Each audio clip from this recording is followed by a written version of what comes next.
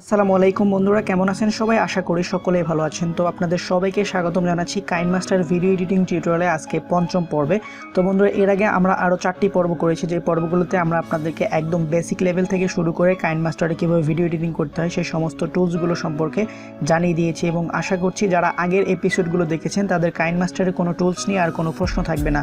তো যারা এই ভিডিওটা এই মুহূর্তে দেখছেন তাদেরকে বলছি অবশ্যই আগের যে 4টি পার্ট আছে অবশ্যই সেই পার্টগুলো দেখে আসবেন। এতে করে আপনি পরবর্তী যে ভিডিওগুলো দেখবেন সেগুলোতে আপনার ভিডিও এডিটিং শিখতে খুব সহজ হবে। তো আজকের ভিডিও থেকে আপনাদেরকে দেখাবো যে কীভাবে আপনি আপনার মোবাইলে স্ক্রিন রেকর্ড করা ভিডিওগুলো মোবাইল ফ্রেমে অ্যাড করতে পারবেন কাইনমাস্টার অ্যাপ্লিকেশনটি ব্যবহার করেই। তো এর জন্য প্রথমে একটি এমটি প্রজেক্টে ক্লিক করে নেবেন। এখান থেকে আমি এমটি প্রজেক্টে ক্লিক করে নিলাম এবং ক্লিক করার পর একটি ব্যাকগ্রাউন্ড সিলেক্ট করব। আপনি আপনার পছন্দ মতো যে কোনো একটি ব্যাকগ্রাউন্ড নিতে পারেন। আমি এখান থেকে এই ব্যাকগ্রাউন্ডটি সিলেক্ট করব। দেন এখানে টিক মার্কে ক্লিক করে ব্যাকগ্রাউন্ডটি একটু বাড়িয়ে দিব। দেন এখানে আপনি এখন যে মোবাইল ফ্রেম সেই মোবাইল ফ্রেমটি এখানে অ্যাড করবেন। তো মোবাইল ফ্রেম আপনারা কোথায় পাবেন? এটা অবশ্যই গুগলে যদি আপনারা সার্চ করেন তাহলে কিন্তু গুগল থেকে অসংখ্য মোবাইলের যে ফ্রেমগুলো আছে সেগুলো আপনারা কিন্তু ইউজ করতে পারবেন। তো এই মুহূর্তে আমি এখান থেকে এই মোবাইল ফ্রেমটি অ্যাড করব।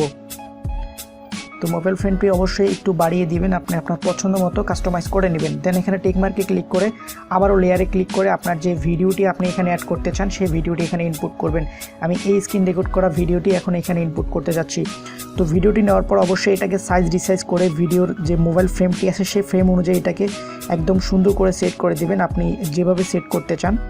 তো চেষ্টা করবেন একদম নিখুঁতভাবে করার জন্য। তো আমি আপনাদেরকে দেখানোর জন্য একটু সময় নিয়ে করছি, হয়তো একটু এদিক সেদিক হতে পারে। তো অবশ্যই আপনারা কিন্তু সময় নিয়ে খুব ধীরে ধীরে কাজটি করবেন, তাহলে খুব সুন্দর করে কিন্তু আপনি এখানে অ্যাড করতে পারবেন।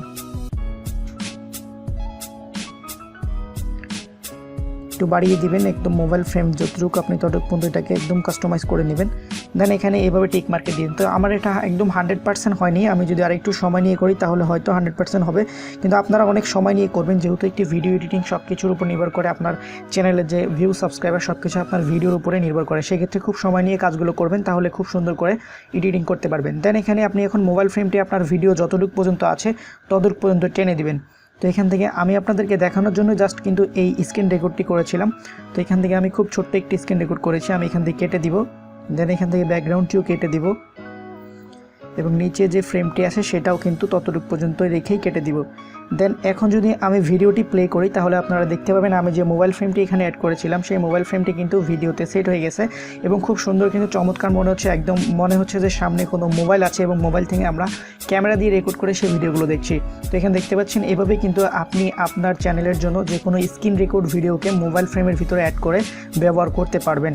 তো এই ছিল আজকের ভিডিও ভালো লাগলে অবশ্যই একটি লাইক করতে পারেন এবং এরকমই নিত্য নতুন ভিডিওগুলো সবার আগে দেখার জন্য অবশ্যই আমাদের চ্যানেলটিকে সাবস্ক্রাইব করবেন। আর অবশ্যই এ টেক বিডি চ্যানেলের সাথে থাকবেন সবাই। এরকমই নিত্য নতুন ভিডিওগুলো ইনশাল্লাহ আপনাদেরকে আরও ভবিষ্যতে দেওয়ার চেষ্টা করব। সবাই ভালো থাকবেন, সুস্থ থাকবেন।